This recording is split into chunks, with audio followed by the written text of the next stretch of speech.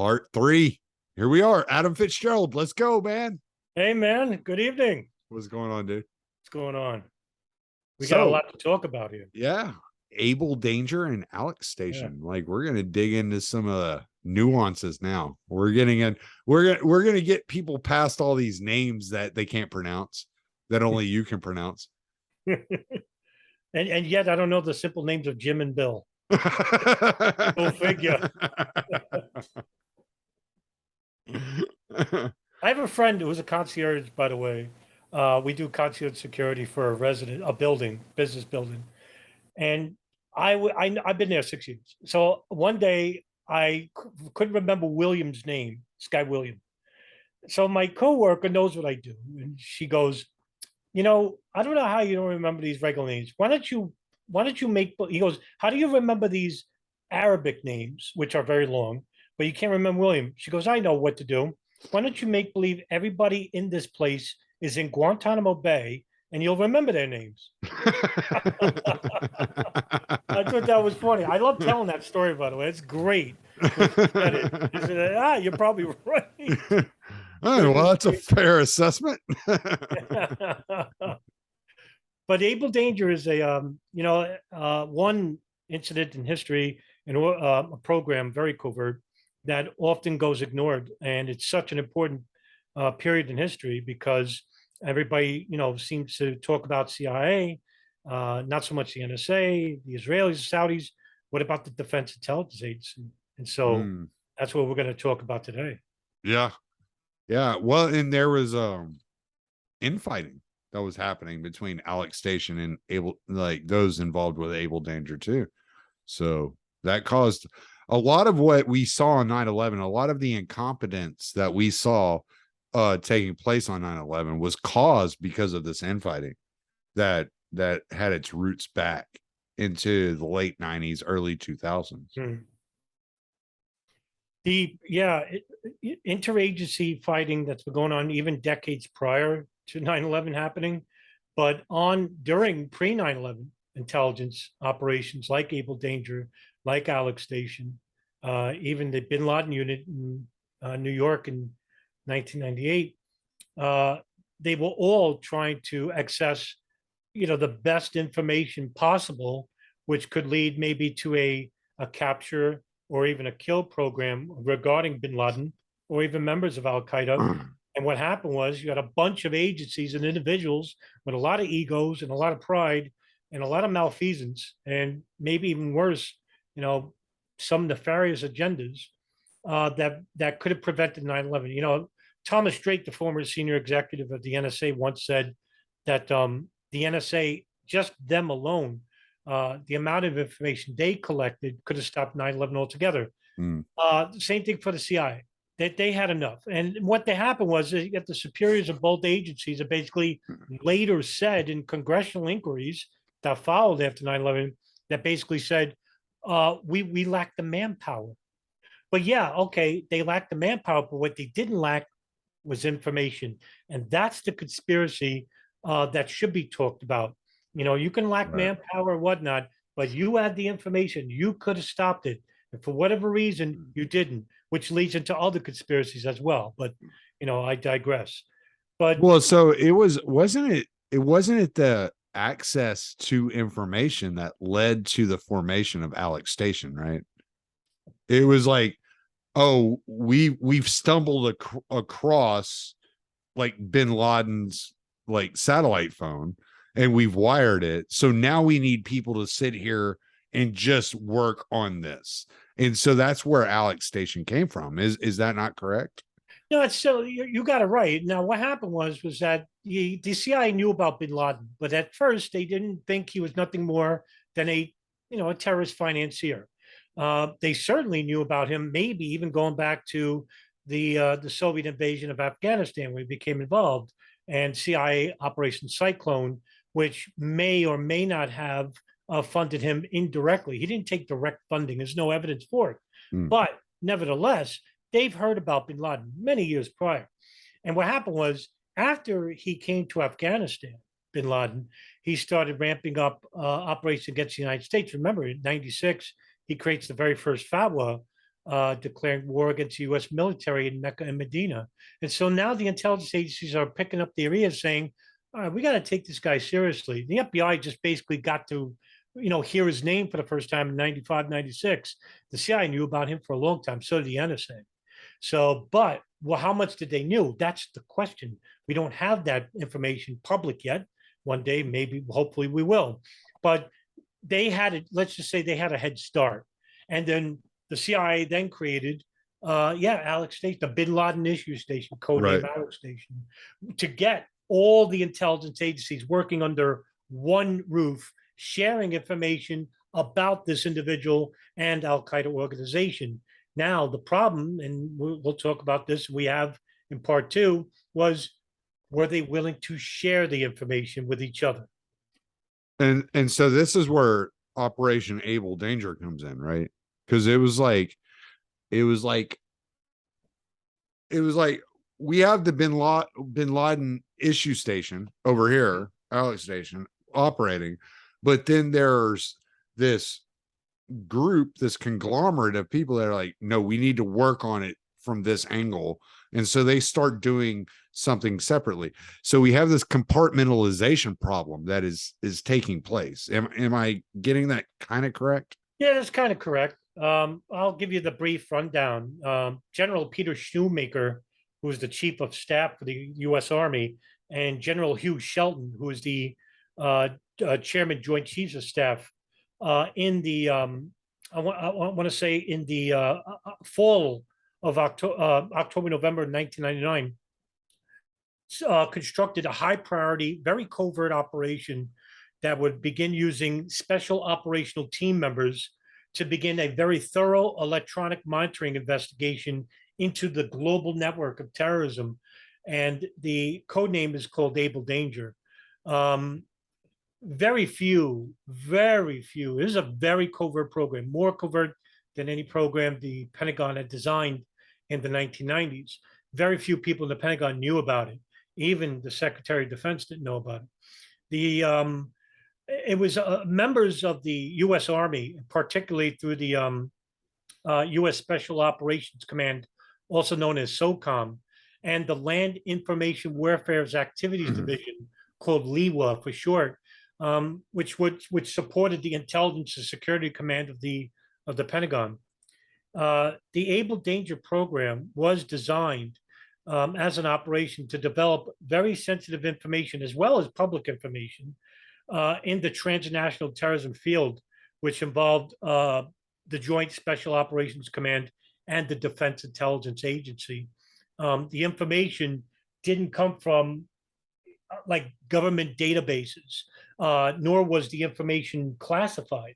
It was only known to members of this very covert group, and of course to Shoemaker and Shelton. It was an open source collection database. The operation, however, was covert. So they used open source database and closed source database. Well, closed source information, I'm sorry, is information that is classified. So they used a combination of both. And I'll name you the people that were involved. There was 5 people that were involved. Navy Captain Scott Philpott, who is the Able Danger team leader. U.S. Army Lieutenant Colonel Anthony Schaefer of the Defense Intelligence Agency. Eric Kleinsmith, who's an Army Major and Chief of Intelligence of the Land Information Warfare Activities Division. James D. Smith, who's a defense contractor for Orion Scientific Systems. Orion Scientific Systems, if you don't know, is the company that created these charts that the information that was gleaned upon about pictures and organizations connected with terrorism. And last but not least, Dr. Eileen Presser, who is a PhD and analytical lead from the Land Information Warfare Activities Division. And so how are they operating with such a small crew under such a big operation? It seems like there's so much to do with so few minds to work on. You know what I'm saying? Yeah, sure. So this is where the Land Information Warfare Activities Division comes in.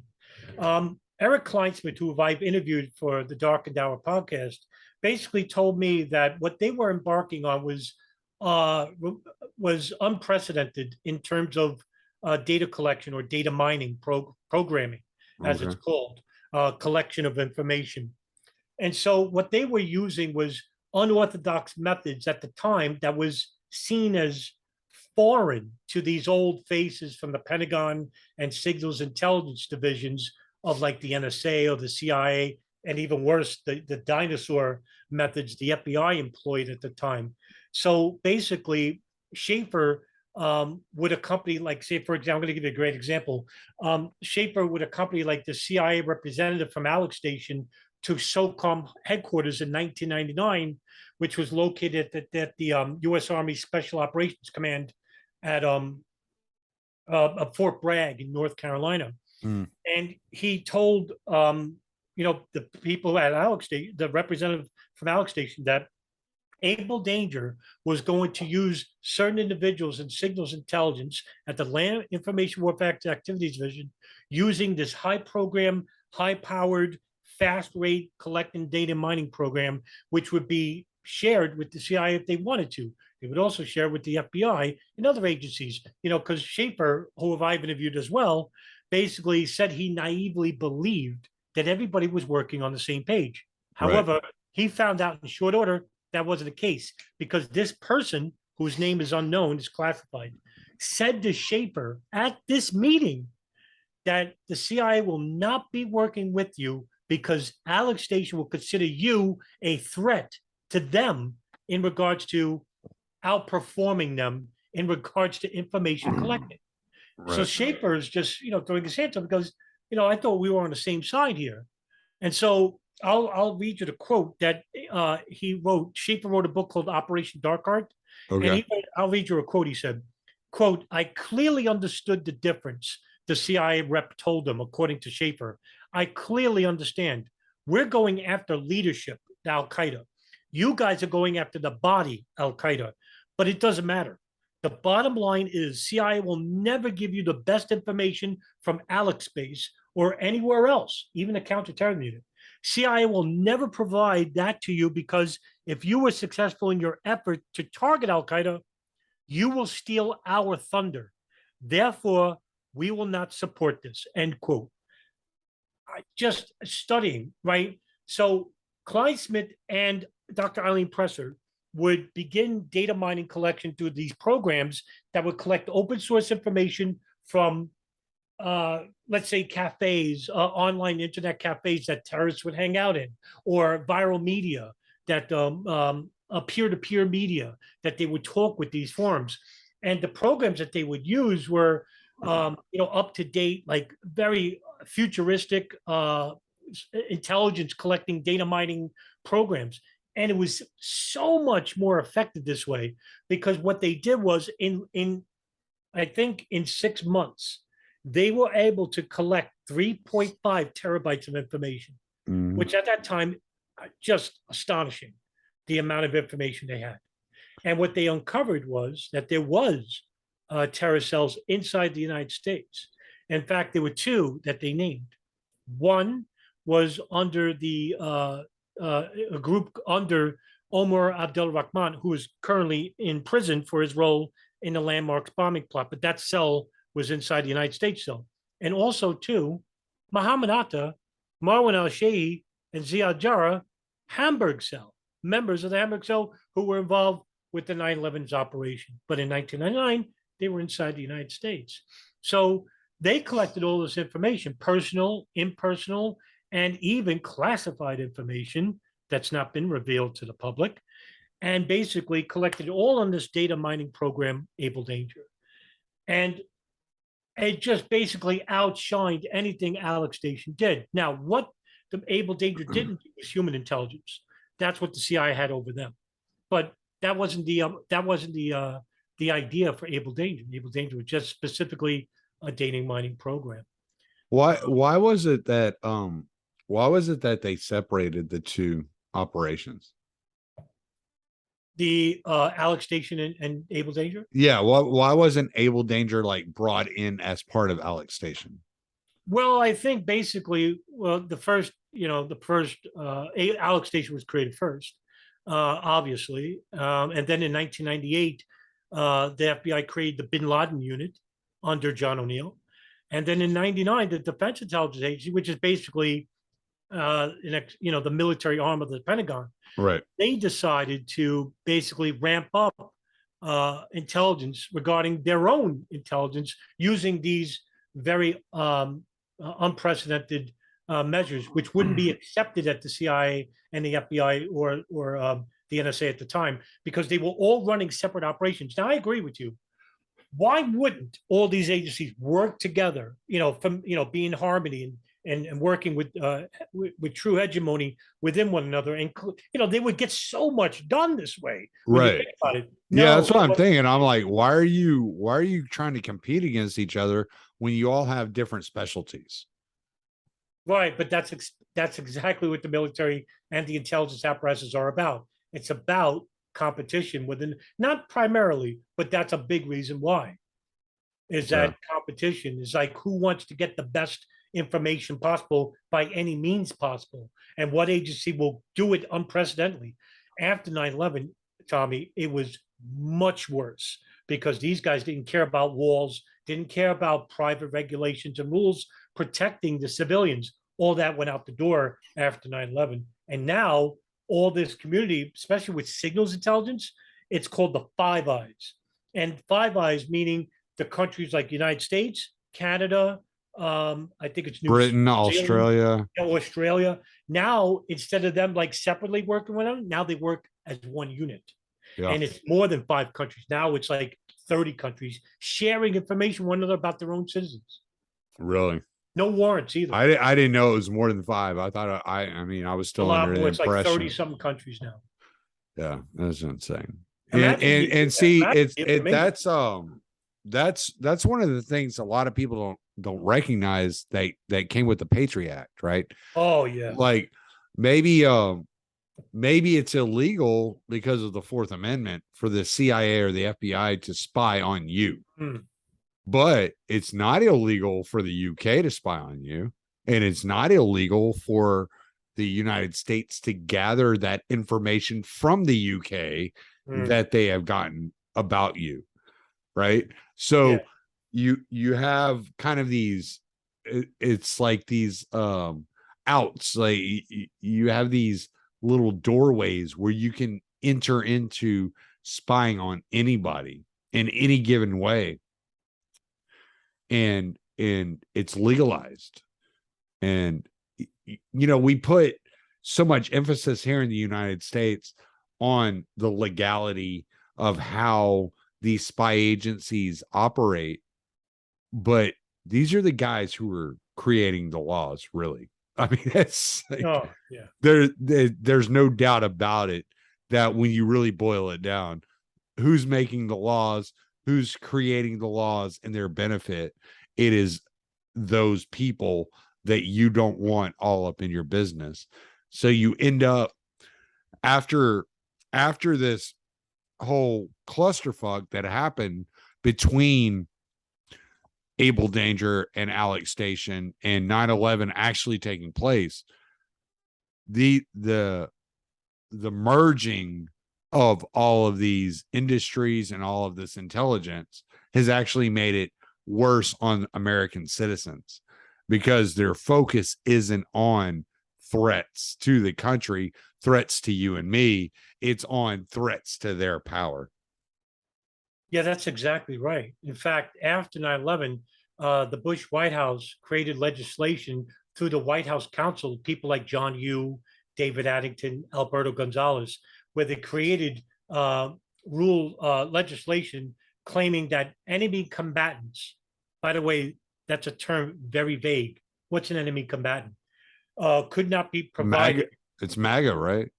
Now it is. Like now it is. Isn't But that what back, it is? That's but what I back thought it then, was. right? I But thought it was now it is. MAGA. Right. MAGA is an enemy combatant.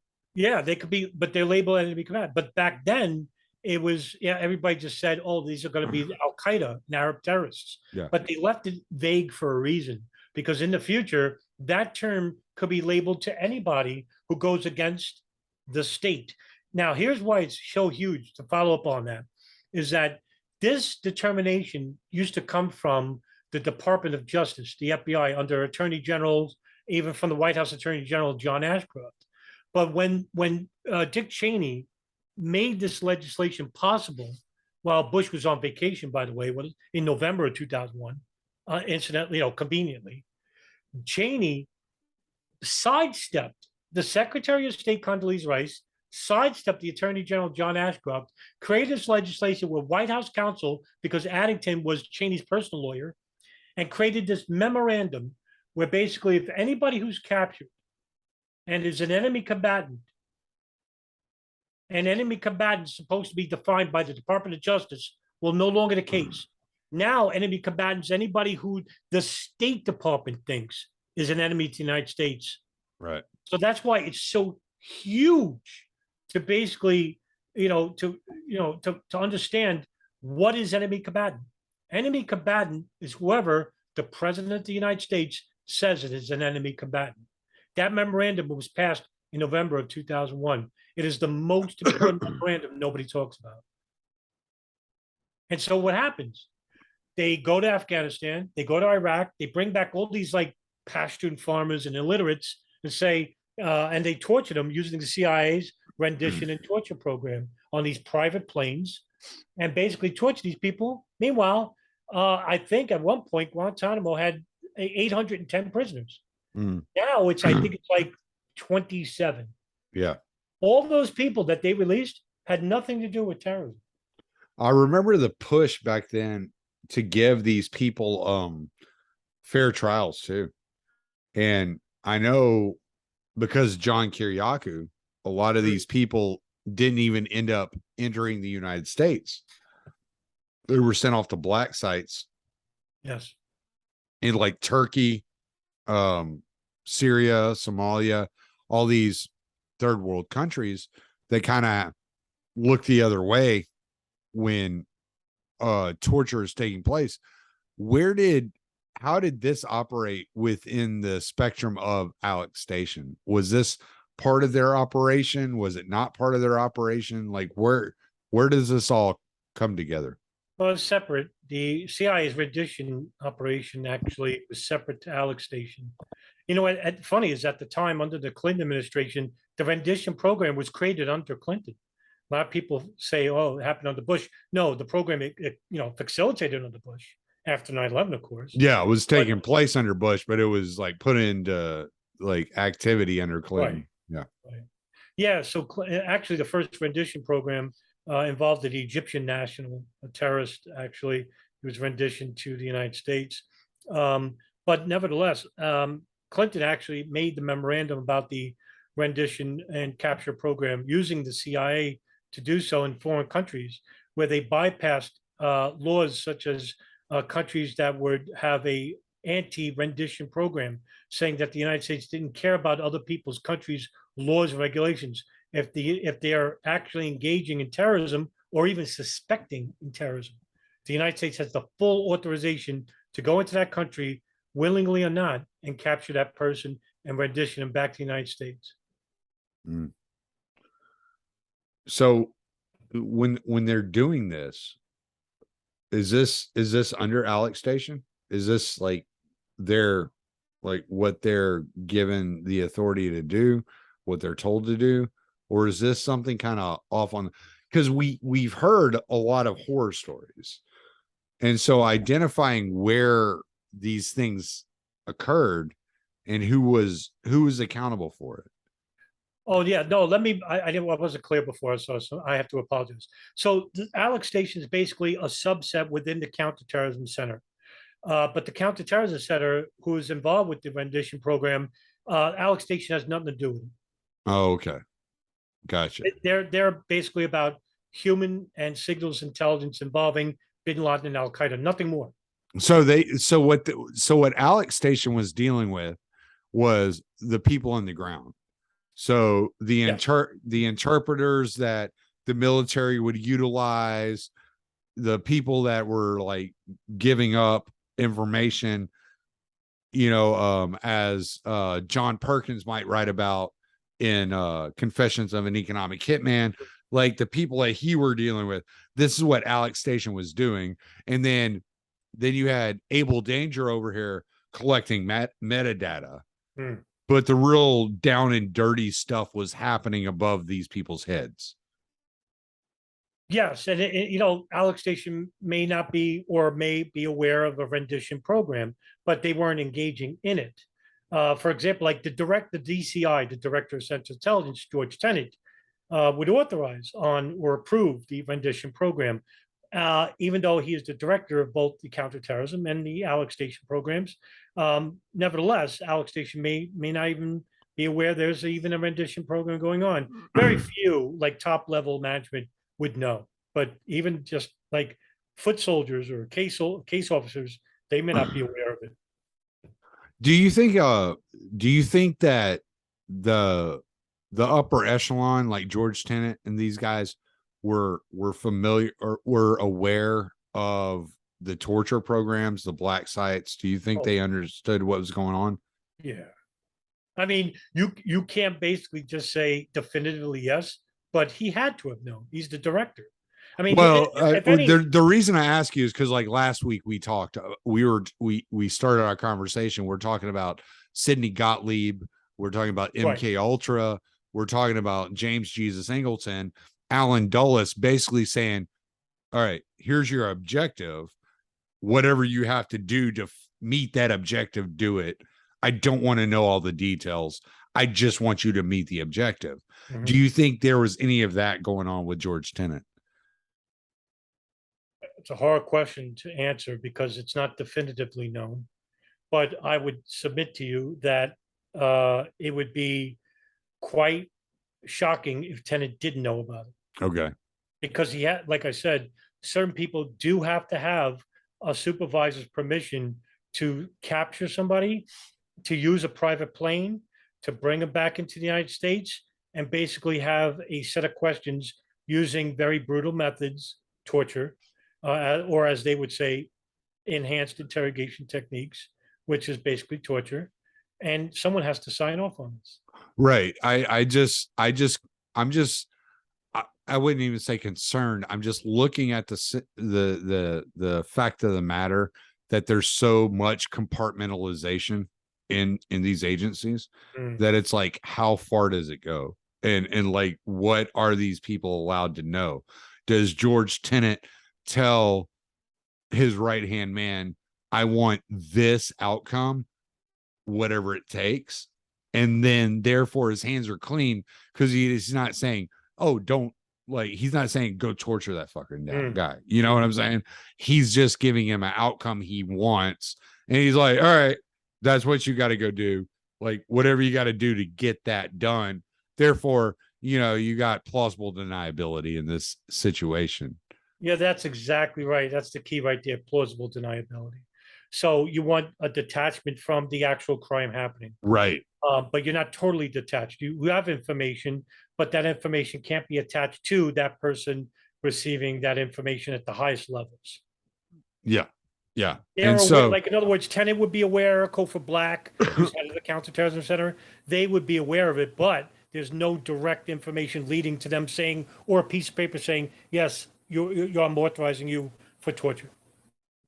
so when you're looking at like when you kind of step back and you're looking from a meta point of view and you're seeing all these operations kind of overlapping with each other and taking place all at the same time, what are you seeing? Do you think there was one person that was kind of overseeing all of them and understood everything that was going on and was kind of like directing it all, or do you think it was complete compartmentalization and these people were all acting independent? I think it's a combination of both. I mean, you would have compartmentalization, of course, to make it a lot more complex for the public eye. And also, too, there's a level of malfeasance, I want to say, I could say, for certain, because, um, with 9/11 data collection, there seems to be, a lot of information, but the handling of information was not defined responsibly or acted upon responsibly.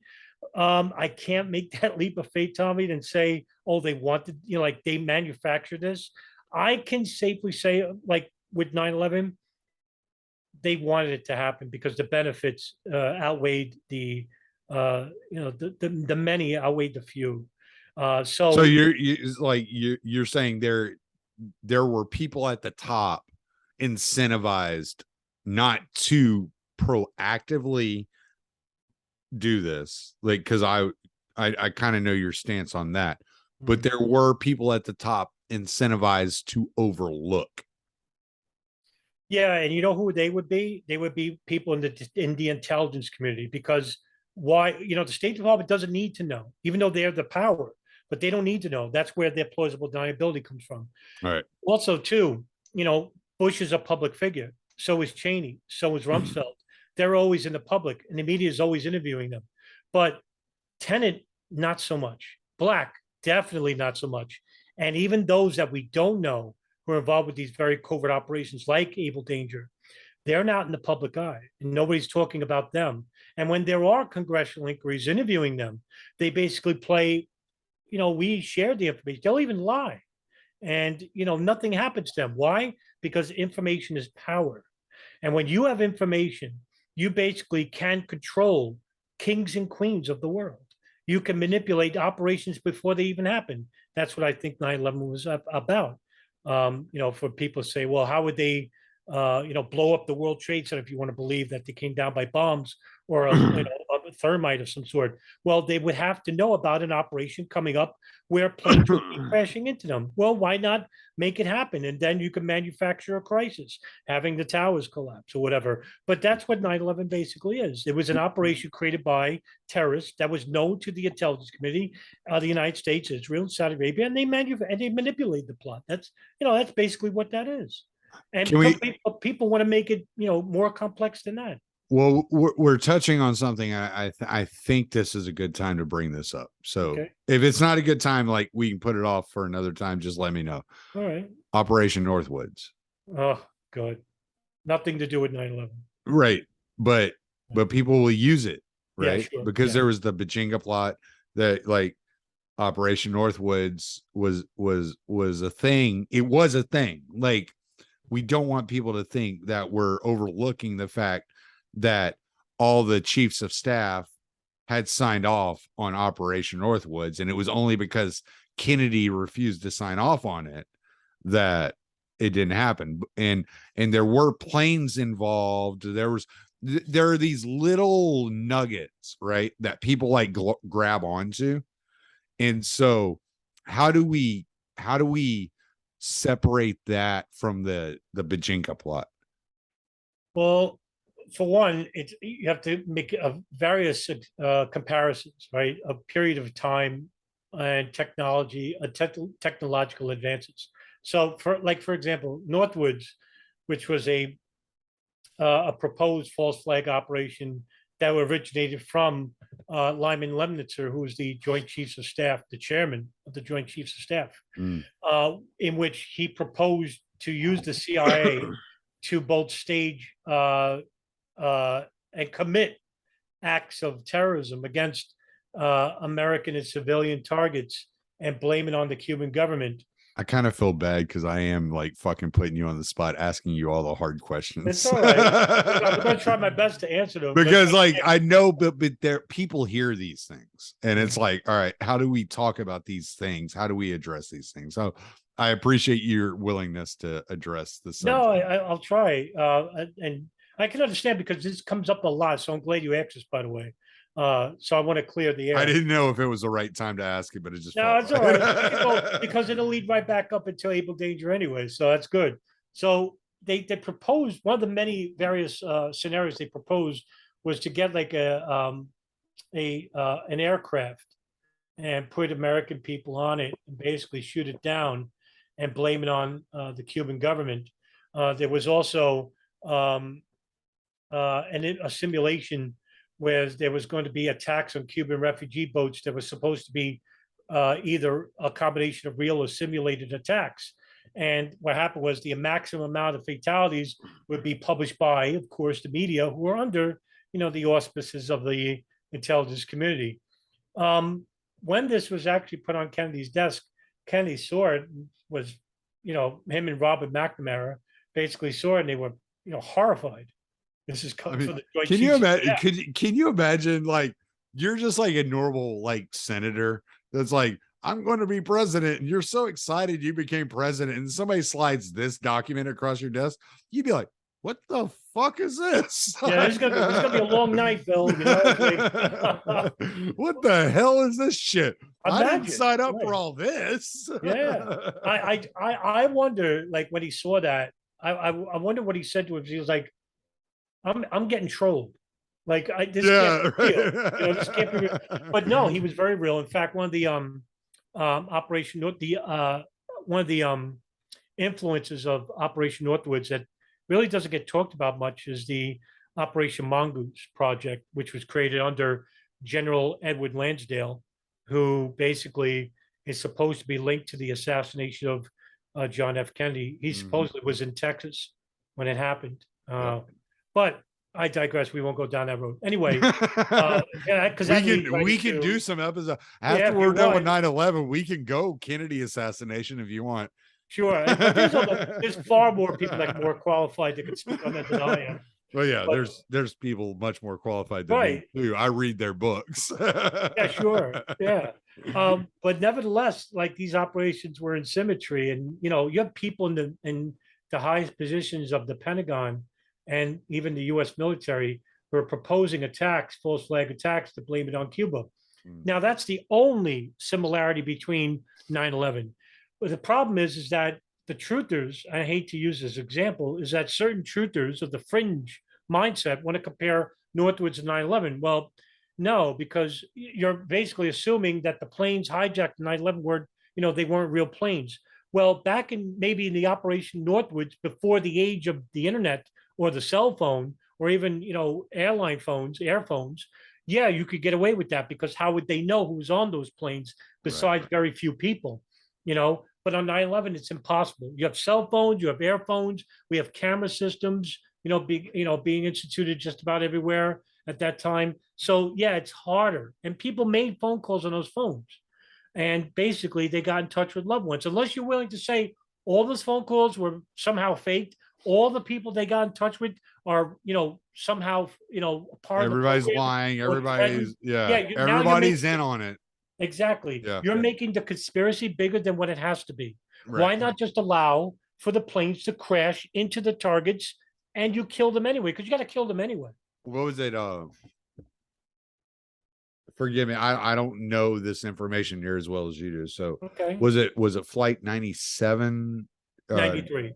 93 going towards the Pentagon? The one that no, that's flight 77 towards 77. Okay, yeah. There we go. All right. So so during 9/11, when all this was going on, I was in basic training. I remember we had just gotten done with PT that morning and we're walking into Chow Hall, and our fucking drill sergeants pushed us into the Chow Hall and pointed to the TV just in time for us to see the second plane hit the Twin Towers.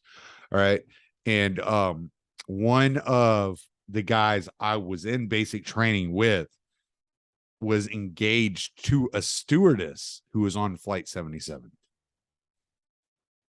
Do you know that stewardess's name? I don't know her name off the top of my head. I'm sorry. I don't remember that much detail. It was a long time ago. You do remember this, right? 2000. I got my mind is shot too, man, Tommy. So I can't remember names anymore. But yeah, I was one of the guys I was in basic training with. His fiance was a stewardess on 77. Was it Jennifer Lewis? Possibly, man. Or Michelle Heidelberger? Dude, don't give me the line. I can't tell you for a fact. I can't even remember his name. I can see his face, but I can't remember his name. All right, nevertheless, anyway, but 77 crashed in the Pentagon. But she called. I remember she called his parents and we got a message from his parents. And she's like, yeah, we've been hijacked. Yada, yada, yada. Oh, and Renee May. Could have been. Possibly. She's a flight attendant. She's a stewardess, and her and Barbara Olson. Barbara Olson's not a stewardess, but Renee May is. So it has to be her. Very well could have been, man. Very well could have been. but I remember the guy that day when he got the news, it just it killed him. And he's like, I bet. my fiance was on that flight. Yeah. And so, this affected real people. It's kind of like the whole like Alex Jones, Sandy Hook thing that's going on. And Yeah, yeah, I don't want to get into the details of that because I know there's a lot of nuance to what Alex Jones said. And exactly. I don't feel like arguing that. A lot of the truther movement is turning a lot of people off because a lot of people know someone who died that day. Yeah. And if you're saying that, oh, nobody died, basically, because, oh, it was a drone or it was this or it was that, it wasn't a plane, it was a missile. You hear that a lot with the Mhm. Pentagon, right? Because a 14-foot hole. It was only a 14-foot hole. It couldn't have been made by an airplane, and there are people that lost loved ones that day, and you're not taking into consideration the reality of the situation that they're facing. You're defeating your own argument before you get to make your argument because you're making these insane claims, which is why I'll have Adam on to talk about this stuff because he doesn't go fucking berserk and talk about all kinds of weird nonsense that I can't make any sense out of. Well, I thank you for that praise. So No, it's I'm sorry. unfortunate. It's unfortunate. I feel like that has to be said because like part of the reason that I like the Libertarian Institute will host you and not Jason Burmis or some of these other guys. And forgive me for mentioning Jason Burmis. I don't have anything against the guy personally. I think he's trying to do the right thing. I just think he's wrong. And he's not thinking about the repercussions of what he's doing in some instances, you know. And so like the reason we'll host you and we'll talk to you is because we have faith in you. We know who you are. We've like seen your research. We talk to you. You're a friend of ours. And so we can trust you to be as honest and objective as possible when it comes to the situation. Well, boy, you know how to make a guy blush on a date, huh? Hey, no, I but thank only expect to reach around, dude. No you. blowjobs is necessary on the first date. You said that live now. You know that. You realize it, Yes. right? Well, we're not live, but I'm not going to edit it. No, you're not. I know you're not. Tom, no, listen, thank you, Tommy. But look, I only try to provide basic information, tangible information to a subject that's been sorely maligned by fringe theories. And to me, I could have picked any subject. I could have picked La Cosa Nostra to study. I have more books on that subject than anything else. I could have picked Jonestown, which is another area of study of mine. The I did Taliban's not much different. no, there really isn't. But with 9/11, it was, I lived in New York and I saw what it did. And it changed not just, the perception of New Yorkers, it changed the world. Did you happen to were you there that day? Did you see the aftermath? Like, did you I was in New York. We saw this. We didn't see the plane actually go into the South Tower, but we saw the explosion on a did you? rooftop. Wow. But And yeah, I'm sure that had a big impact on you. Like, at the time, not that it does, like now it does, because I'm much more invested in it. Back then, I was more in shock than anything. But yeah. for me, this is the reason why I chose this uh, specific area in history, is because it is considered the end of our innocence, so to speak, even though Mhm. there was so much more dark history involved with pre 9/11. Take your pick, JFK, RFK, Malcolm X, Martin Luther King, all that, World War II, Vietnam, whatever. But 9/11, One of these days, I'm gonna pick your brain on RFK because you keep mentioning RFK, and I'm yeah. like what I know about that. I'm not sure like where you're coming from. So I'm gonna have to That's all right. I'm gonna have to get into that with you. But like that's But jumping back to Abel Danger, you could do the next sorry, reality show, audience. right? I have curiosities. I know you do. You're like me. You're like me. I want to know. I branch out. Like sometimes I'll get lost in conversation and I'll branch out to other areas and stuff. But jumping back to Abel Danger too, After they collected this information, Eric Kleinsmith actually goes to SOCOM, Southern Operations Command, and speak with the lawyers there. And basically, what happened was that they were using computers, these units, which collected huge amounts of data in a technique called data mining. And so they used Orion Scientific to create the charts. So now just imagine all this data that they collected, put it onto a chart. So they have Bin Laden in the middle. They have Ali Muhammad, Omar Abdel Rahman, Dr. Ayman al-Zawahiri, banks, BCCI Bank, Saudi Arabian Royalties Bank, all these other individuals Yeah, that have the Khalid, Sheikh connection, Mohammed, right? all these Yeah, names. everything. It's all All the names we've been talking about for 2 episodes up until now correct. are there. And they're looking at all these pieces and how they tie together. Right, exactly. And so they're the only agency in the world that did this to put it into chart form. Remember, the other agencies like the NSA, the CIA, they hoarded the information, didn't share with anybody, nobody, not even to other agencies. They kept it. But the DIA provided. It seems like all right, like maybe you can correct me if I'm wrong, but it seems like the DIA was the only agency that was aware that the technological infusion that was occurring at the moment, because we still have to remember this is 2001. This wasn't 2021. This isn't 2022. So the technology that was available in 2001 still wasn't what we have today, but it was almost as if they were aware that this technological infusion was going to be the difference, and that was the only way to chart it. And CIA, FBI, NSA were still dependent on the 20th century way of doing things. Right, exactly correct, Tommy. And you know what the problem is that this information, if shared with just, the State Department, for example, they just shared this information. They could have warned like immigration, for example, to stricter security measures, screening measures for people coming out of, say, Afghanistan or Saudi Arabia, right? They could have done that, but they didn't. So what happened was in February of 2000, Captain Scott Philpott, the leader of Able Danger, he organizes like this high-level meeting with General Shoemaker and General Shelton on the production and what they collected after Able Danger. And so they provided the charts provided by that was made under the information provided by the Land Information Warfare Activities Division. And so that the Southern commander lawyers, the Southern Operations Command lawyers could look at it and say, all right, this is legal and stuff like that. So they could use information and act on it. Right. So they would review the data from Able Danger. Now, all the information relating to the Hamburg cell, like Muhammad Atta, Mohammed al-Shi, and Ziad Jarrah, these were the terrorists that were identified by the Able Danger team that were inside the United States at the time.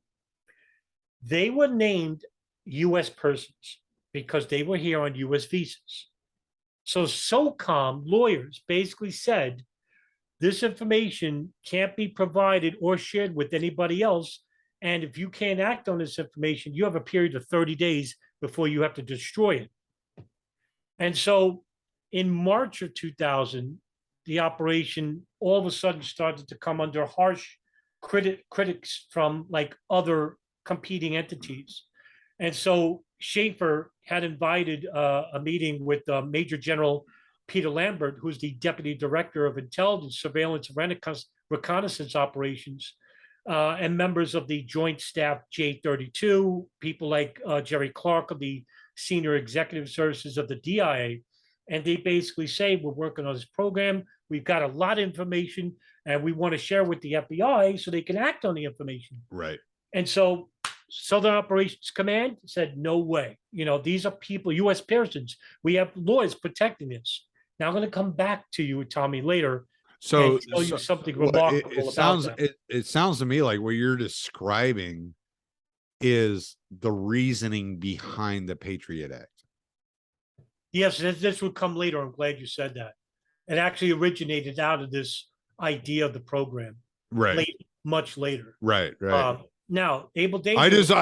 I'm trying to like just catch it all. Like, Yeah, no, all no, right. it's fine. It's all coming. It does have a connection. Like there is a connection to it. But in 2000, Abel Danger totally, in its entirety, named 20 people involved with these terrorist operations inside the United States. And also a mosque in Florida that Marwan al-Shehi and Muhammad Atta were going to, and even the Was address where this they were staying at. is Like, this how's why that? DeSantis is such a threat? I don't know. Could be. Is he? Could Well, be. get Could more be. nefarious than that. Soon it'll be you. You'll be the terrorist soon. We are the terrorists, man. That's right. But that's the final goal, right? That's the goal, right? But in March of 2000, Eric Kleinsmith, the chief of intelligence for the Land Information Warfare Activities Division, was told by SOCOM lawyers to destroy the data. And regretfully, he did. He destroyed 3.5 terabytes of information about this program, which, if shared, could have prevented 9/11. But at the time, they didn't think none of it. They said, all right, we have to destroy it. Fast forward to, the program itself in the year 2001. Basically, Schaefer goes back into Afghanistan, goes with the U.S. Army. Members of the Able Danger program shut down in 2001. They're told not to share the information with anybody. And basically, the program couldn't continue because nobody was going to fund it anymore. And fast forward to 9/11, weeks after 9/11, according to Schaefer, and, like I said, I've interviewed him, he told me once, and it's in his book, Operation Dark Heart, that he got a call from an Able Danger team member, and it was Dr. Eileen Presser. And she says, meet me at a coffee shop. And so they did. And basically, she showed him one of the charts that basically wasn't destroyed. And she showed him a picture. And in the picture was Muhammad Atta. Wow.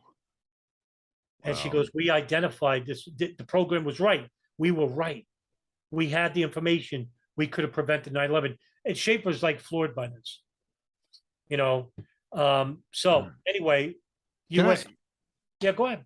I'm sorry. You're mentioning these names, and I know Schaefer. I don't know this woman you're talking about, but it made me think of something else. I'd found a book on Audible, and it was a woman who said she was in Iraq at the ambassador's palace or whatever in Iraq, fallen in love with an Iraqi soldier. She had all this information about what was going on with 9/11. And she had like turned this information over, and everybody ignored it. All I was gonna say is, like, when it comes to these types of stories, like there's a story out there like Lee and Me, right? About a lady who had a love affair with Lee Harvey Oswald, like, and she knows that he was innocent because, yeah, look, we have to remember there are people looking to make money. Now, could they be telling the truth? Possibly. But how much of their truth, their story, can you verify? And you got to be very careful on what you're going to take in and believe and understand. The reason I talk to Adam about these things is Adam has been studying and investigating this stuff for 16 years. And so he's not an amateur. He understands that there are things that are going to pop up into his periphery that are not worth looking at. So if you hear something that you're like, oh, why doesn't he mention this? There's a reason he's not mentioning your favorite talking point. This guy knows what he's talking about. Now, I just wanted to get that out there because I want to make sure that people understand we're not selling a fiction novel or a spy thriller here. We're talking about actual provable events that we can actually trace the lineage of. Yeah, I think that's on point regarding what I'm trying to do is I'm trying not to use speculation as a form of evidence. If I do, I'll even say, hey, listen, I'm going to be speculating here. So this way it doesn't come across as saying, oh, if I didn't say that, I'm saying it as a statement of fact. So in other words, I want to be very careful about what I impart to the audience regarding information because I don't want to mislead them. I want them to know something rather than believe something. And so if I seem cut and dry, and if I seem very, Well, uh, that's why I wanted to break in right there, because like what you're talking about right now, I can see people like how their gears will be turning, be like, well, I heard somebody talking about this, and I heard somebody like, hold on, like that's not what we're talking about. hmm, What can we prove? What evidence do we have for what happened at this particular point in time? And that's what you're discussing. So you're not talking about somebody else's story that may or may not have happened. You're talking about things that are very easily provable. yes, right, because I want my audience to become informed about information that they didn't come across initially. That's how you build a movement. Like you could build a movement based upon information that you provide that people can act on. I mean, I always use this tired example. I sound very repetitive that you can't go to court using speculation or belief. I believe, like, for example, I believe that the government did 9/11. Well, all right, you can't just walk in and make such a charge because you could be held liable, Right. for one, by the person you're implicating. And two, you look ridiculous, right? You have no evidence, you're just believing it. No, but if you go into court with information, actual tangible evidence, and make a claim that, hey, listen, specific so and so did so and so, and now you have a case, right? Right. They can, hear your case out, but you have a case nevertheless. Right. But that's what I like to do. I like to basically be very cut and dry, and I do sound it a lot of times. And but basically, I'm It's trying to just provide a service. it's just and this isn't a slight to you. I just know that there's a lot of information on out there, and you kind of brush up against some of it, right? Because these people take bits of truth and they expand it.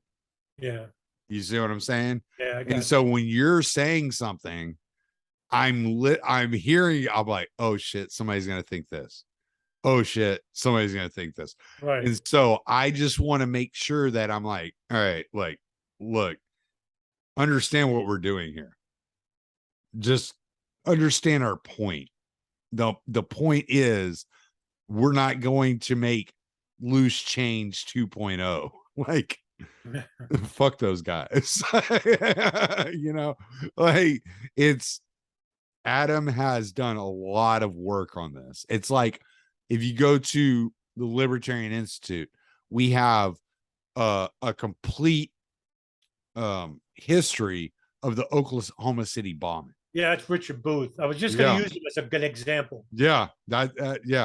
So like what I was gonna say is you're our Richard Booth, like for 9/11. Like Oh, goodness. that's kind of like what we're looking at with you. You're coming at it very factual. This is what I've seen. This is what I can prove. These are the articles I've read. I'm not going to speculate.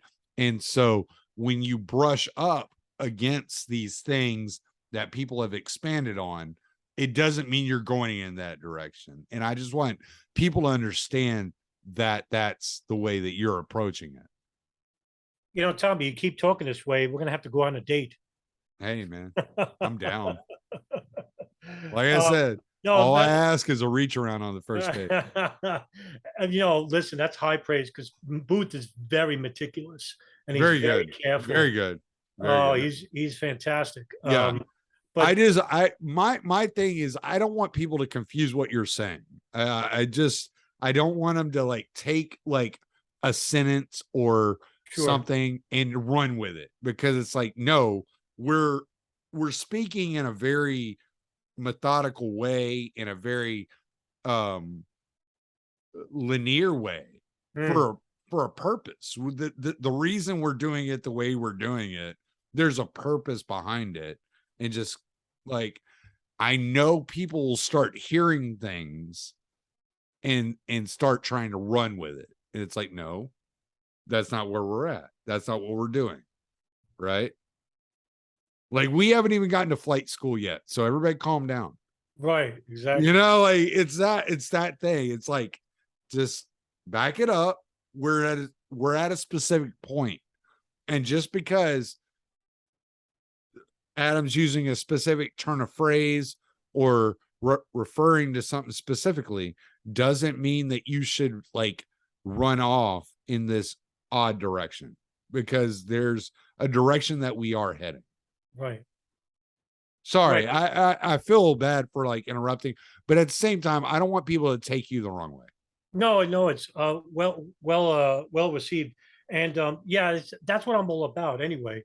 But I'm about to lower the boom regarding Abel Danger, and this is Yeah, do it remarkable. because This it's is really coming. remarkable.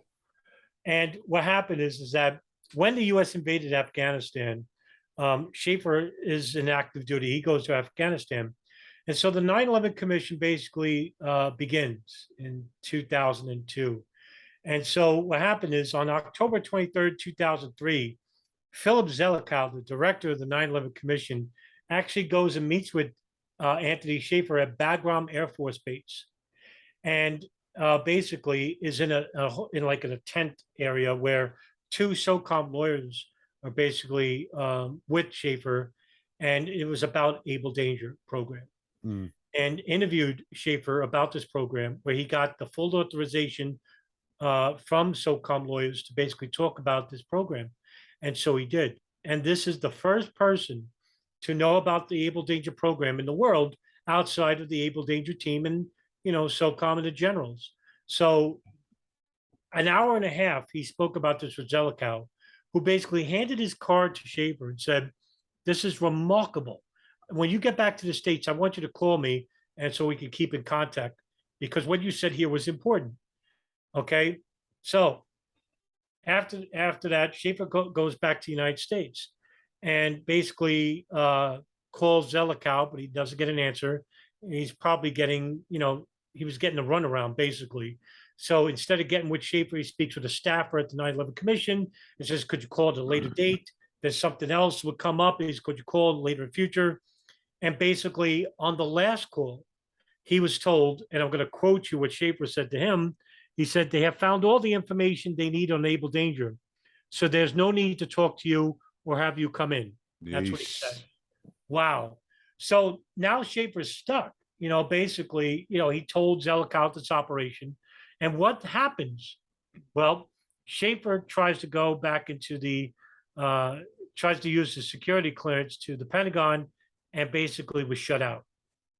So they suspended his security clearance, all because Schaefer spoke with Zelikow, telling the truth about the program and what it uncovered. Unbelievable Jesus. what they did to him. And so the And Department of Defense if officials, anybody's curious or interested, I would say go to the Darkened Hour and listen to Adam's interview with Lieutenant Colonel Schaefer. It was good. I The yeah, guy, he comes across very honest and very caring, and I appreciated that interview, because it was like, it's easy to look at all these guys as the enemy, right? yeah, And he didn't feel like an enemy to me. Like listening to it, he's like, I'm just trying to do my best shit, man. Like, I don't know what you want me to do. Yeah. what's funny is that whistleblowers are often maligned. And, an actual whistleblower is somebody who blows the whistle on corruption or information that was basically uncovered, showing a crime being committed by either the intelligence community or Department of State. And they themselves become either arrested or detained and questioned by the very agency that they are part of. And Right. so that's what makes a real whistleblower. Schaefer was actually revoked. His security clearance was revoked. His rights, uh, he was actually restricted from duty, but he wasn't fired, because what they didn't want him was go to the press or go testify on his behalf. So they kept him in a state of limbo. Right. Understand? So they didn't take away everything. They didn't fire him, nothing. So he was in the military, technically, but his security clearance was taken away. And he couldn't, basically, because he was still part of the military, he couldn't defend himself anywhere, not even in the public specter. So Right. there he was, basically, couldn't do nothing. So he puts in a call, Schaefer, anonymously to a Pennsylvania senator by the name of Kurt Weldon. And he basically says, he gives him a fictitious name and says, I got information for you about a program that was from the Defense Intelligence Agency that basically produced information about part of the 9/11 operation. And Weldon, after hearing a couple of phone calls, basically said, I wanted to meet with him. And Schaefer did. He met with Kurt Weldon and he told him who he was. Right. So Weldon basically immediately went to his staffer and said, I want you to call the staffer over at the 9/11 Commission. And I want to know what they had to say about why they didn't promote Schaefer's information. And so the staffer for, the staffer for Weldon was Russ Castle, that was his name, Russ Castle.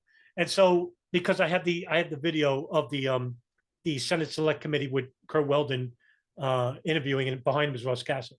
So Russ Castle calls Chris Kojum, who's a 9/11 Commission staffer, and basically says, hey, Chris Russell says, hey, did you hear about, are you aware of like this covert military operation called Abel Danger? And did Zelikow interview Anthony Schaefer? And Kojum says, yeah, we heard of it. And then Russell's like, why have you not put it in because the report's published at this point. Right. So Chris Kojum said, why didn't you put it in the 9/11 Commission report? This is huge news. And incredibly, Chris Kojum tells him this. This is not taken out of context. He actually said this. It didn't fit with the story we wanted to tell. Yeesh.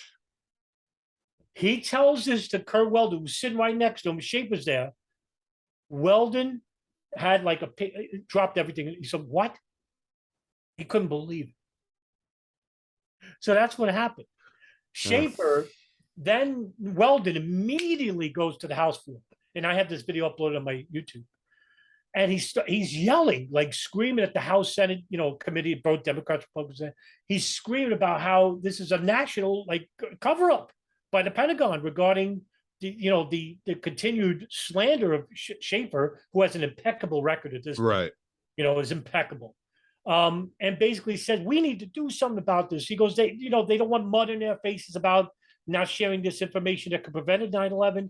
And he's literally screaming. I'm not exaggerating. He's screaming on the House floor, banging the podium, stuff like that. CNN actually ran a report. And I think it was that ghoul, Wolf Blitzer. Wolf Blitzer spread a rumor saying that one of his staffers or one of his secretaries was having an affair with Schaefer, who is married. And Wolf Blitzer spread that rumor. And you could hear Weldon screaming, we need to know who spread that rumor, who told that, because it was someone from the Pentagon who told Wolf Blitzer this. Yeah. And so in other words, what they're trying to do with Schaefer was malign him in the public. That's what they were doing. And Weldon's going nuts. Now the next step was, now they conjured up a Senate Select Committee hearing of Abel Danger, and leading that committee was none other than Arlen Specter. And if people don't know who Arlen Specter is, he is the man who made the JFK bullet, the theory, the bullet that travels everywhere. Yeah, comes out the clean magic bullet theory. Yeah, exactly. Unbelievable.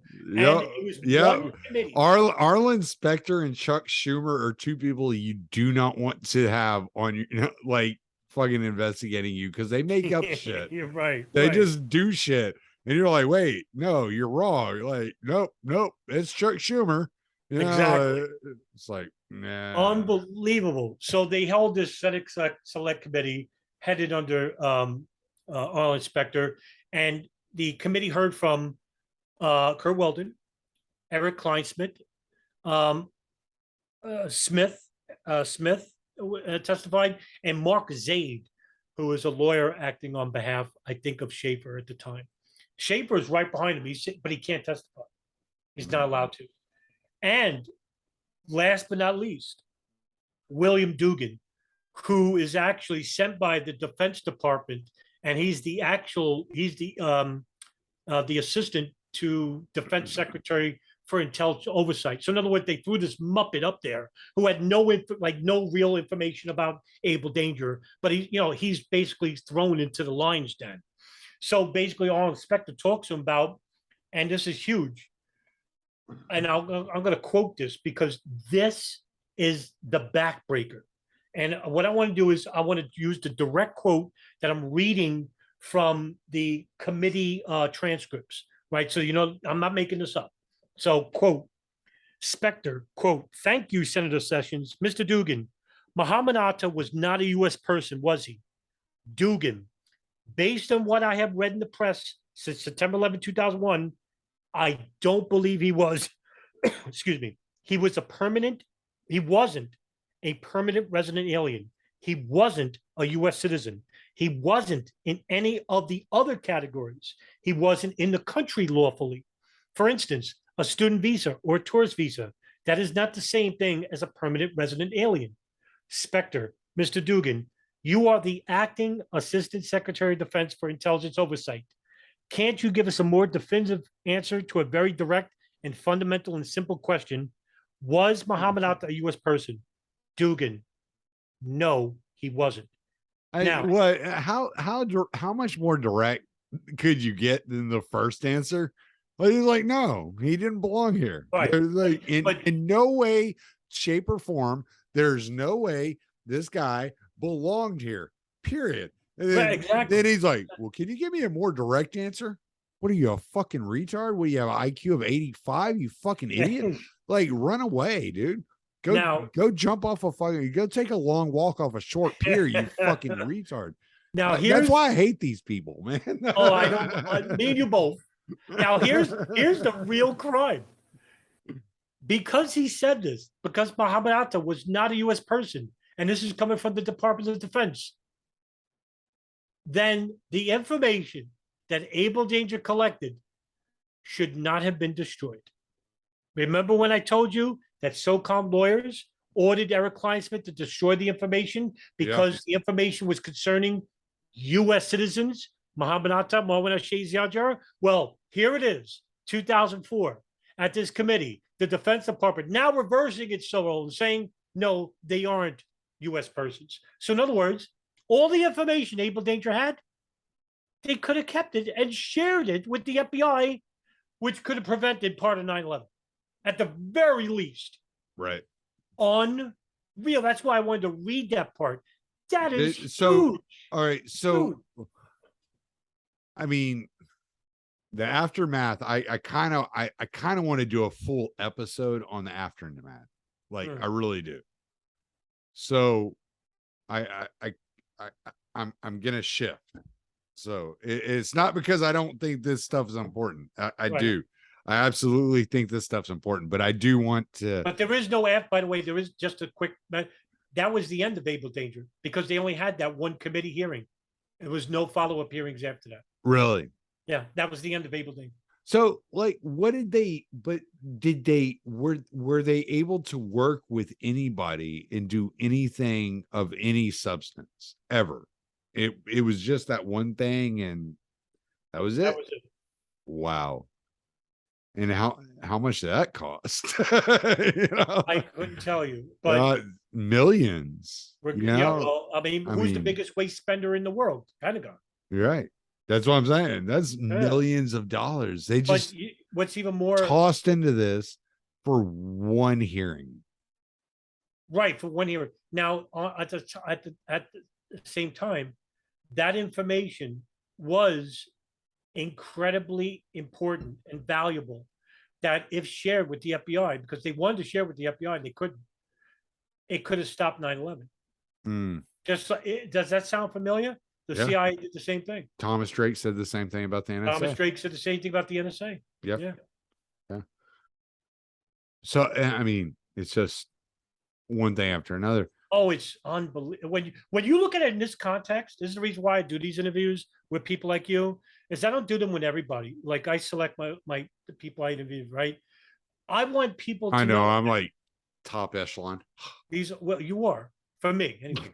I'm But just like fucking with I'm I'm not fucking going with like I'm not going on some conspiracy site and say, hey, did you know a third building fell? Oh, no, hijackers are alive. You can't go far and you can't right. go past this information, right? Because it stops right there. There's no hijackers. Well, there's nothing to investigate because if there's no hijackers, all the intelligence operations, one of them I just said, Able Danger today, we talked about, it doesn't exist. Because if there's no hijackers, this operation doesn't exist because who are they monitoring? Who are they collecting information on? Well, Nobody. and how can you have a conversation about this with somebody who doesn't know anything about the Middle East or doesn't know anything about the way the government operates or Right. any of these things? So you almost have to have this like kind of baseline of all right, we're starting everything right here, and now we're working through this and trying to kind of mime through it. And I just happen to have done enough homework to be able to like kind of keep up with you on what's going on and therefore interpret it for the audience and those people listening that have never looked into it, you know. And it's just because I mean, what else am I gonna do? Like, so but all right, like I said, I want to get into aftermath. I do. And we're gonna do. I think we're gonna do a full episode on that because there's a lot to get into the Sure. aftermath when you get into like 27 pages and all that shit. And we're gonna do some on that. What I want to do is I want to continue with Abel Danger and Alec Station right now, and I want to move into a direction of as as the US was doing this and fighting against each other in a way, what was going on with the terrorists? What was going on with those that became the hijackers at this moment in time? This was what, 2000, 1999, 2000? That Yeah, this this is 99, 2000s. Members of the Hamburg cell who are individuals like when Marwan did al when did they create that? Because that's actually a huge piece of the puzzle. Yeah, So how did that come to be? actually 1998, actually. Okay. So, like, without going into too much specifics, because that would take too much time. So you have people like Muhammad Atta, Marwan al-Shehi, Ramzi bin al-Shib, and Ziad Jarrah, all coming into Germany at various points of the mid 90s. For example, like Ziad Jarrah came to Germany from Lebanon in 1996, Muhammad Atta in 1997, 98. And so they all they got together at this mosque called Al Quds, which is the most radical mosque in all of Hamburg, which is a major city in Germany. And they basically got together and lived in an apartment in Marienstrahl. I'm probably butchering that name. It's called Marienstraub, Yeah. which is a city in Germany. And they rented an apartment with all of them together, except for Ziad Jar. Ziad Jar would always live alone. Why? He rented an apartment from a woman who actually drew a painting of him. Why was he always alone? What's that? Why was he always alone? That's a good question. And that's going to be a consistent finding all throughout till even to the day of 9/11. Should we hold off on the hamburger cell Yeah. then? No, not really. I mean, I could talk, about this in detail if you want. No, I can't. We can. I'm just saying, should we hold off till the next episode or like I don't know how deep Yeah, you're you know gonna what? how deep you can get on this. A lot of very deep. All right. So you I think we've been I going think that's over. what we should do Yeah. because the Hamburg cell and the pre-intelligence involved is enormous. Okay. That's fair. Yeah. Yeah, we've been going over an hour. Like, I'll go all night with you if No, you want to I'm go. sure, But but to get the attention of people, but unfortunately, yeah, well, I mean, I'm gonna have to split these up anyway. So it's like, all right? right, like if we're gonna split them up, like we might as well just go enjoy our night, and you know, Sure, that's unless fine. you just want to record everything in one night, and then we'll just, No, I'll that's fine. Let's talk about during the week or whatever. so you want to stop there, hamburger cell, Yeah, we'll because that stop right sounds there. that no, that sounds really interesting. the reasoning that he was staying alone the Yeah. entire time. And Like that's I'll tell you why he does it, because it leads into my theory that I'm working on. And it's oh, enormous. that theory. It's I heard that enormous. theory. Yeah. I heard that theory. Yeah, Yes. that theory sounds good. Yeah. It's enormous. I just don't have evidence for it, but boy, there's a lot of smoke with that fire. Yeah, but if you can find something solid, man, Sure. But yeah, I hate because to you do know what you're that. looking for now. Yeah, but that's right. Yeah. And I hate to do that, but I want the audience to pay attention, because they hear 2 hours and it's like, because Hamburg Cell is tremendously important, especially with foreign intelligence. I'm talking about Germany Mm, and the CIA and the NSA and Israel that was involved with like these monitoring operations that began in the 90s. It's enormous. It's a lot. And right. it's I not and talked I about. kind of feel like a dick for it. I feel like I interrupted you more tonight than I That's have all right. That's in the fine. other episodes. I I want the audience to understand what we're doing. And like the first couple of episodes is like it's like talking with you is like talking to Scott Horton. But now that we're Oh, getting into things that there's like that are on the periphery of their mindset that they've already kind of heard about, they kind of already understand. Like, I need to focus that attention in a specific direction, and I don't want them to run away with like their loose change arguments or their like truther arguments. sure. I want to keep them, like, spot on.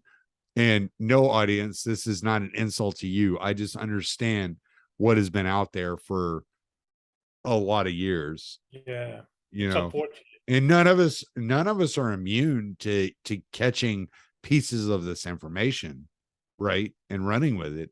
How many, I mean, you've been researching this for what, 16 years? How many years did you waste researching things that were like, oh shit, this was a dead end or stupid, or like I shouldn't have been doing this, you know? Well, it wasn't very long, but you know what? We all came from that background of conspiracy, like fringe conspiracy. Like I would consider myself a conspiracy theorist, because I do believe like there was a lot of information that we weren't told Mm, that's public.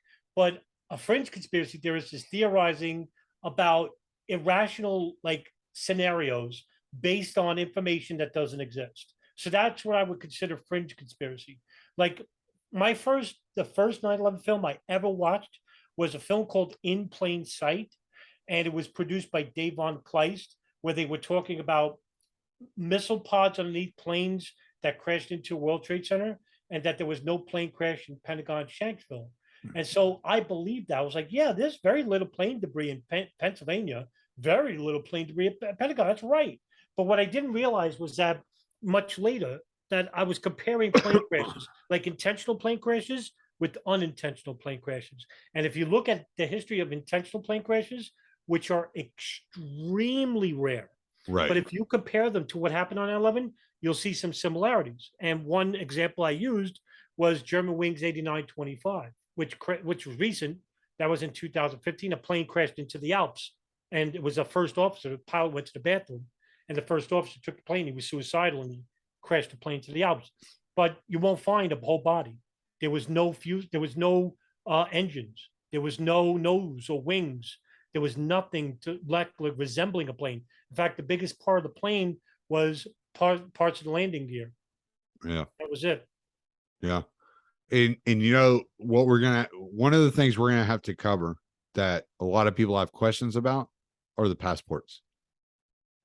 Yeah, paper. Look, all right, if you're going to say passports, actually, like, for example, I'll use a quick example.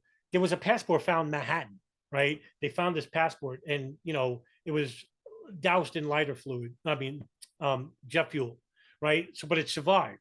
And a lot of the fringe movements say, well, how could it basically, explode on impact and paper survive? Why don't they just make the World Trade Center out of passports? Well, if you don't understand about motion, That's kind of a funny thing. right? If you can't understand, like, for example, how can a human body not survive? Well, the human body is a dense property that's 90% liquid. What do you think is going to happen when it crashes into a building at a high rate of speed of 500 miles an hour, resulting in a 77,000 pound explosion? Right. Yeah, you're not going to find nothing left. However, paper can survive. And so if, like, for example, if they're going to say that this is planted, well, then the passport belonged to Saddam al-Sistami, and that's a hijacker aboard Flight 11. But what was on Saddam's passport? Well, he came from Saudi Arabia. Well, if the conspirators of 9/11, right, basically wanted to imply that there was hijackers on a plane, why didn't they say he came from Iraq? Yeah, exactly. Why We would they? invaded Why Iraq. would they have pointed the finger to Saudi Arabia of Right, all places? exactly correct, Yeah. Tom. Yeah. And also, there were ID cards found in Shanksville. CC Lyles, who's a flight attendant, actually, her ID card survived. There was a cab driver from Florida. His ID card survived. Are you going to say those are planted? What for? Right. No. Paper can't survive. Right. Flight 93 was carrying 27,000 pounds of mail, and it was seen all over, New Baltimore and Newcastle and Shanksville and Somerset County. Yeah. No, it's just it's one of those things you often hear. Yeah, Like, I know. it's a very common like rejoinder. It's like, oh well, the passports, and it's like, okay, Yeah, exactly. And then you know what doesn't get talked about? The stuff that we're talking about in these series. right, exactly. That's the We're problem. and that's why I wanted to get deep into it. Yeah. Like the passports might be an anomaly. All right, fine. We can say that the passports are an anomaly, but what about Abel Danger? What about all this other stuff? Like, what can we talk about that? What about all of these things that are so much bigger than a passport that nobody else wants to address? Mm. If you want to believe in a conspiracy, well, the stuff I'm providing, and I'm not the only one. There are others out there. It shows even a bigger conspiracy than these people originally imagined. Right. Huge, bigger. Exactly. Bigger, right. Exactly. And we have names to go along with it. You guys don't. Well, all right. Well, let's call it an end for the night. Sure. All right. So plug away everything you got to plug. Yeah. And Well, we'll pick up next week on part 4. yeah, that's fine. And all my patrons and Substack subscribers that are paying me are getting these episodes as we're doing them. And so they're going to be released. What I'm going to do is I'm going to release them slowly out for the Institute, but then I'm going to do a full Substack with every link for every episode. So they will all be centralized in one place by the time everything's done. Yeah, hey, listen, just Google my name, Adam Fitzgerald, and 9/11. I come right up. But if you want to get direct information, underscore Adam Fitzgerald, underscore Adam Fitzgerald on Twitter. And I have a pinned tweet and has all the links to all the sites. I have my podcast is The Dark and Dour with Richard Cox. And also I'm on YouTube. I think right now, I'm at 2,600 videos uploaded. And if you want to see magic happen, get in an argument with a truther, and suddenly Adam Fitzgerald will pop up and fucking start defending you. Yeah, I'm not, and also I'm glad you brought this up, by the way, Tommy, because I'm in an email conversation with former Architects and Engineers founder Richard Gage. Oh yeah. And I'm not gonna call him out, but in other words, he called me a troll in it. And I said to him, you were just on the biggest platform in your life with Patrick Bet David and Valuetainment. And if you don't know, oh, he was on there. Yeah, yeah, I know that's that show. Huge platform, millions of people watch that, and he basically couldn't tell you if the world was round definitively. He basically said we probably didn't land on the moon. He's alluding to it. So I called him out on it. I said, look what you did. You basically, even if you told the truth about what happened at the World Trade Center, you lost so many millions of people with, by saying, well, we really don't know if we landed on the moon. We really don't know if the world is flat or not. Right? You know how many people you turned out, and you know what that means in the public eye to the 9/11 truth movement? Oh, they're all like that. Are they all crazy? Right? So they generalize. So because of me critiquing him, and I did a video on this. It was a 3-hour video I did with Ed Brotherton, Darren Harvey, and Sean Russell. And basically, he said, you've been trolling me all this time. And I said, I'm not trolling you. I said, I'm cleaning the mess that you're creating for yourself. And basically, lending, these fringe theories that go to dead ends. I've been doing this for some time because I actually care. Right. Because I want people to come away with information that they can, know and use, maybe, Right. to prosecute somebody or go to court or create video. Because I always say, people that follow me on YouTube, I don't want them to just follow me. I'm hoping that the people I'm reaching, they create their own channels and they share information that they either learn from me or somebody else, and they create even bigger channels than I ever could. Well, that's how you build a movement. Yeah. You Yeah, can't. there are enough. There are so many people out there saying absurd things that makes people like you look wild. Like they make you look crazy. You know what I'm saying? Right, because I And dare so question the government narrative. and you have to wonder, like, how many, if any, are psyops. That's a question I ask myself all the time. So I use it like this: like, only one person I would say that to, and that's Alex Jones, because he has a big audience.